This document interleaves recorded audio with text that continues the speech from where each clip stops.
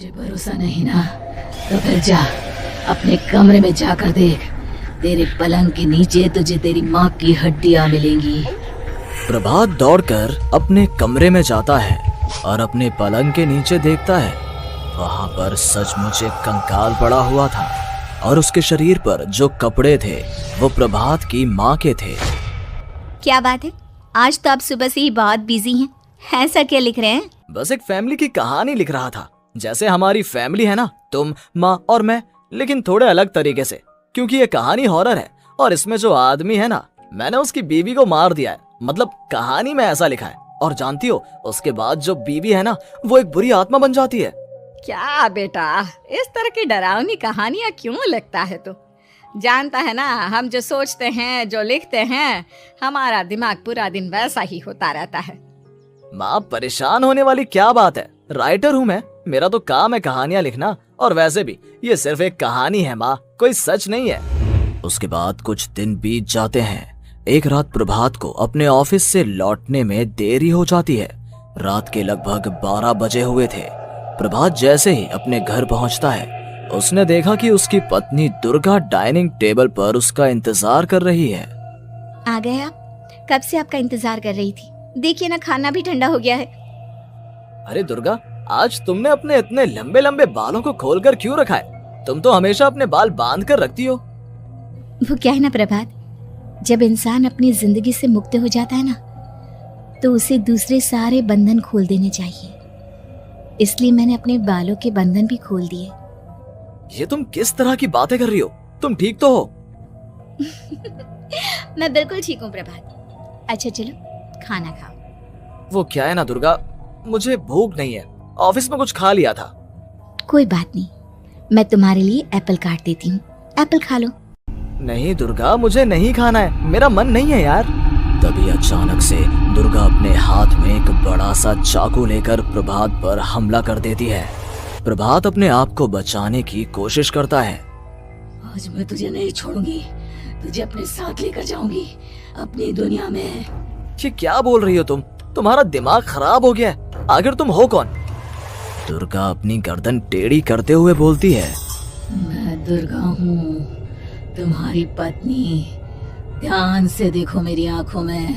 प्रभात बुरी तरह से डर जाता है और घबराहट में वो चाकू अपनी पत्नी के पेट में मार देता है। उसकी पत्नी की वहीं के वहीं मौत हो जाती है और उसकी चीख की आवाज सुनकर उर्मिला दौड़ते हुए बाहर आती है। ये तूने क्या किया प्रभात? तुमने अपनी पत्नी का खून कर दिया। लेकिन तू तो उसे बहुत प्यार करता था बेटा। तूने बहू को क्यों मार डाला? माँ, ये आपकी बहू नहीं थी, इसके अंदर कोई बुरी आत्मा घुसाई थी। मैं नहीं जानता ये सब कैसे हो गया, लेकिन वो मुझ पर हमला कर रही थी, मुझे मारने की कोशिश कर रही थी। माँ, मैंने कुछ नहीं किया। ये तूने क्या कर दिया बेटा? दुर्गा ने मुझे कहा था कि वो तेरी कहानी के उस कैरेक्टर की तरह एक्टिंग करके तुझे डराने की कोशिश करेगी। अरे वो तो तेरे साथ मजाक कर रही थी। हे भगवान, ये क्या हो गया? इसका मतलब दुर्गा। लेकिन माँ, मैंने जो कहानी लिखी थी उसमें भी ऐसा ही हुआ था।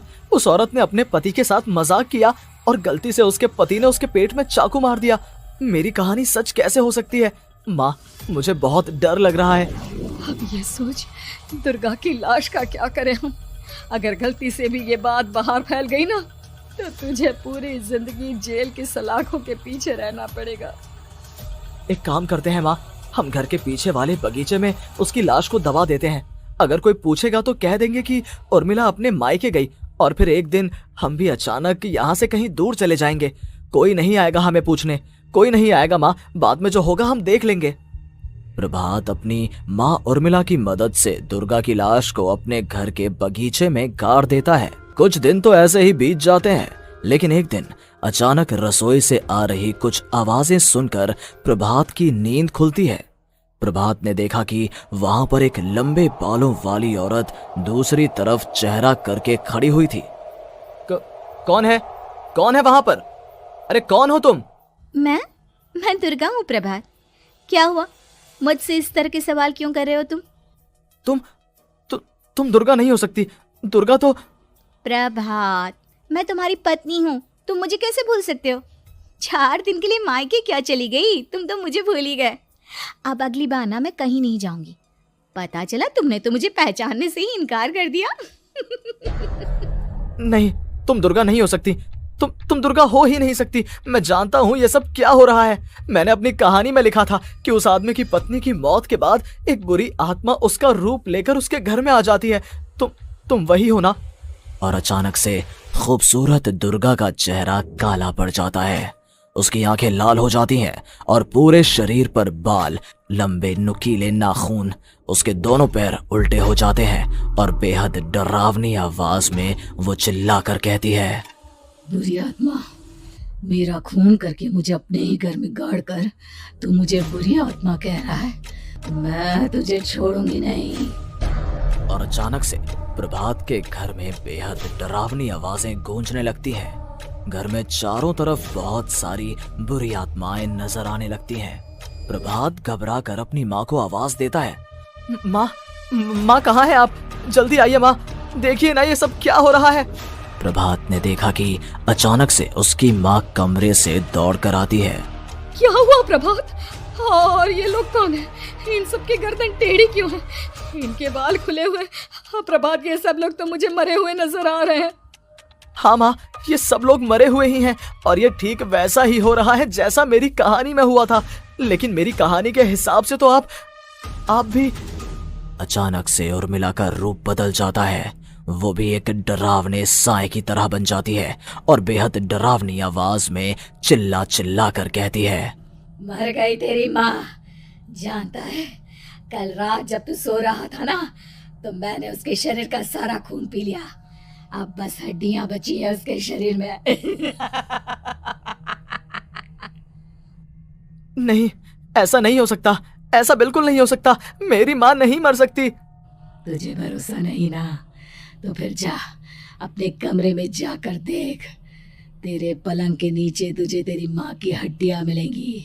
प्रभात दौड़कर अपने कमरे में जाता है और अपने पलंग के नीचे देखता है।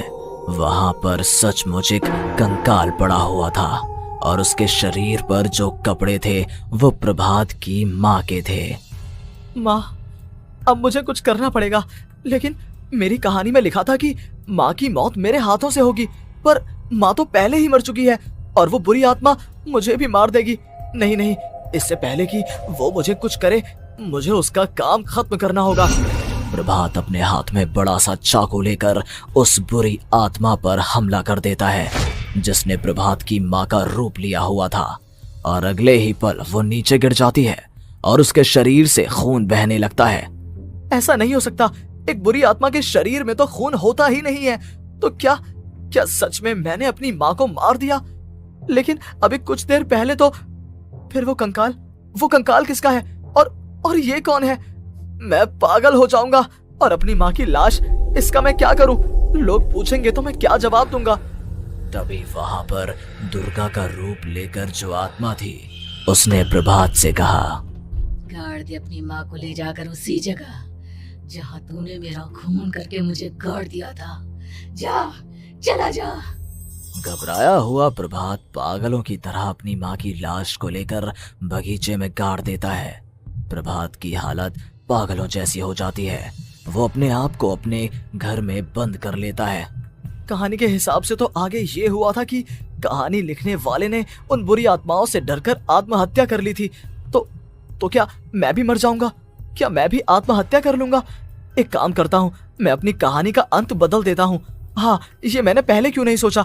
मैं लिख दूंगा कि कहानी को लिखने वाला आत्महत्या नहीं करता, बल्कि कहीं दूर जाकर नए सिरे से अपनी जिंदगी शुरू करता है। यही सोचकर प्रभात ने अपनी लिखी हुई कहानी को बाहर निकाला और उसे पढ़ना शुरू किया। ये देखकर वो हैरान रह गया कि कहानी का क्लाइमैक्स तो किसी ने पहले ही बदल दिया था। ये क्या? इसमें तो लिखा हुआ है कि आखिर में उस लेखक की पत्नी और माँ दोनों बगीचे में जिंदा दफन थे। बुरी आत्माओं ने उनको कैद करके रखा था और वो लेखक अपनी माँ और पत्नी दोनों को जिंदा बाहर निकाल लेता है। लेकिन ये सब लिख किसने दिया? प्रभात दौड़कर बगीचे में जाता है और वहां पर खुदाई करना शुरू कर देता है। प्रभात देखता है कि वहां पर लकड़ी के 2 बड़े संदूक हैं और उनके अंदर से आवाजें आ रही हैं। प्रभात बचा लो मुझे। अगर थोड़ी देर और हो गई तो वो मुझे छोड़ेगी नहीं। बेटा देखो, मैं इस बक्से के अंदर बंद हूँ, प्लीज मुझे बाहर निकालो, वो बुरी आत्मा किसी भी वक्त मुझे मार डालेगी।